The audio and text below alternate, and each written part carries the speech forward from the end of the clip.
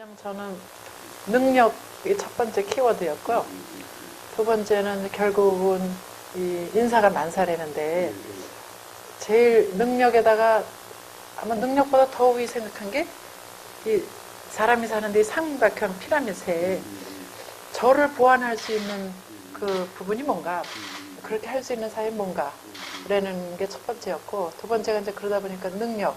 우리 사회가 제가 지금까지 가장 불만이 능력 있는 사람이 좀 이렇게 잘 발탁이 안 되는 거예요. 근데 처음에 우리나라가 막 만들어지고 또 어디 가면 조직이 만들어졌을 때는 능력보다는 다른 게 팩터가, 아니면 그걸 아니라도 뭔가 다른 요소가 클 수는 있는데 어느 정도 세틀 다운 되면 저는 능력 위주로 가야 된다고 생각했는데 그렇지가 않은 거예요. 그래서 첫 번째 저는 능력을 받고, 또 이 학교가 8개 단과대학이 있고 또 출신 학교도 다르다 보니 그런 안배, 또 다양성의 여성의 안배, 뭐 이런 것을 하다 보니까 별로 보직을 하는 사람이 많다는 걸 제가 나중에 알았어요.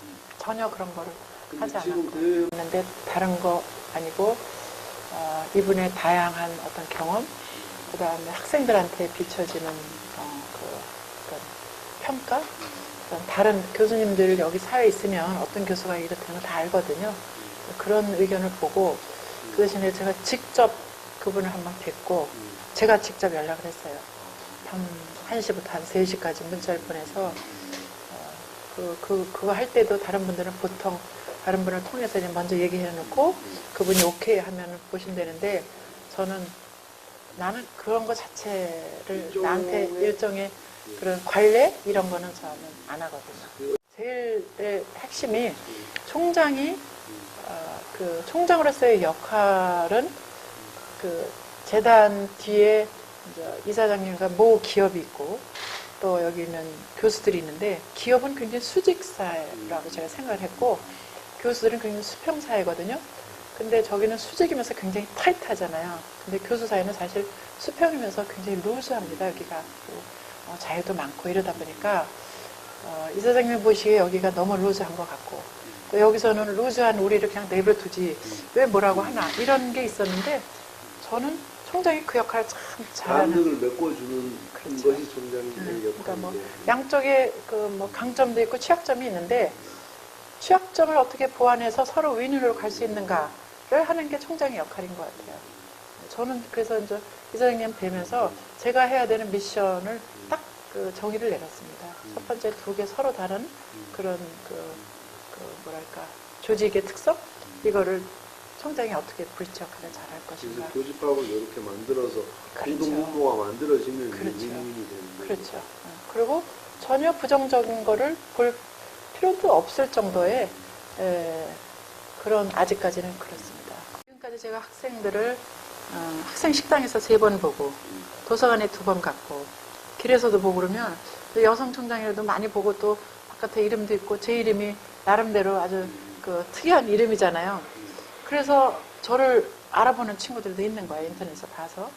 우리 학생들은 상당히 저한테도 기대를 거는 것 같고 가까이도 오고 이메일도 오고 이런데, 학생회가 현재는 뭐 지금까지의 최근의 학생회가 그렇게 왔듯이 있지만 저는 거기도 충분히 극복할 수 있다고 생각하거든요. 왜냐하면 제가 총장이 될 때 첫 번째에 제가 일해야 되는 고객은 학생이라고 생각했습니다. 저의 생각이 거의 고정되어 있기 때문에 그래서 이 친구들도 지금 많이 소위 생각을 달리하고 있고 이렇기 때문에, 그러나 학생의 문제는 급급해서 그 문제를 덮으려고 하다 보니까 여기까지 온 것 같아요. 어른들이. 그건 잘못된 방법이었고, 기본의 생각, 그 소위 기본에서 벗어나지 않는 틀에서 학생들하고 얘기하면 충분히 해결될 일이라고 생각하고, 일단은 제가 총장이 되기 전에 정말 보직을 한 번도 못 해본 사람으로서 총장이 됐는데, 그 이면에 그럼 교수님들하고는 굉장히 저한테 그 인터뷰할 때 상대방 교수님은 굉장히 뭐 모든 거를 다 거치신 분이에요. 총장만 빼고 부총장까지. 저는 한 번도 못했고. 그래서 이제 그렇게 보직을 한 번도 못했는데 이렇게 어려운 교수사회, 정말 까다롭고 힘든 교수사회를 어떻게 리드를 하겠냐 이런 질문이 있었는데요.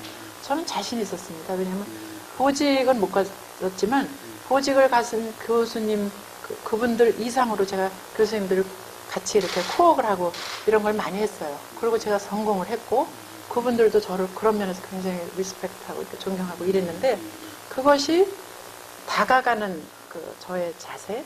근데 그 다가간다는 게 그렇게 중학교 1년, 그 다음에 공업고등학교, 그것도 일반교 고등학교, 공업고등학교 3년을 하면서 그 학생들한테 제가 다가가서 이랬던 게 지금까지도 오지 않았나. 저한테 배어있는 그 기본, 다가가는 자세, 그게 어디에서도 흐트름 없이 갔던 게 오늘 저를 총장으로 만든 기본이라고 생각합니다. 저는 이번에 총장이 되면서 아주 슬로건을 건 게 뭐냐면 우리 학교 교수님들이 결국은 지식사회의 전문가들이잖아요.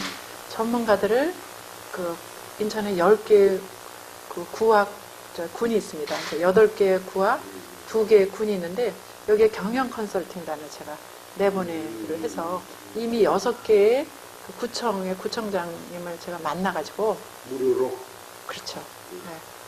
완전히 봉사죠. 경영 컨설팅단을 내보내겠다. 근데 그런 일들이 그 구청에서는 나중에 무슨 프로젝트하고 뭐 시민들을 위해서, 주민들을 위해서 하려면 뭐가 프로젝트가 있어요. 근데 그런 소위 브릿지 역할 못한 거죠. 그래서 우리 교수님들을 내보내겠다 했더니 예를 들어서 중구 같은 데는 제일 먼저 갔는데 항만을 비롯한 관광, 남동구 갔더니 거기 지난번에 어린이집 사건이 많이 났어요. 그래서 어린이집 관련, 그 보육 관련. 여기 남구 오니까 지금 여기 아파트가 많이 생기거든요. 그래서 도시계획. 구청에서 원하는 가장 현안 중에서 본인들이 해결하기에 버거운 거, 전문가들의 그 도움이 필요한 거, 이런 거를 받은 거예요. 각 전공 분야가 다 다르니까. 네. 어디는 법률적이고, 네. 저 서구에 가니까 거기는 커다란 기업체하고 주변에 공단이 많은 거예요. 그리고 또 정주시설 아파트가 새로 들어섰는데 주민들하고 이 기업 간에 갈등이 있는 거야. 그거를 좀 무마하기 위한 뭐 방안이 없는가 이런 거고. 그리고 각 구청 갈 때마다 다 토픽이 다른 거예요. 저도 놀랐어요, 사실은. 네. 그런 거를 우리 굉장히 굉장히 현실적으로 사실은 좋은 겁니다.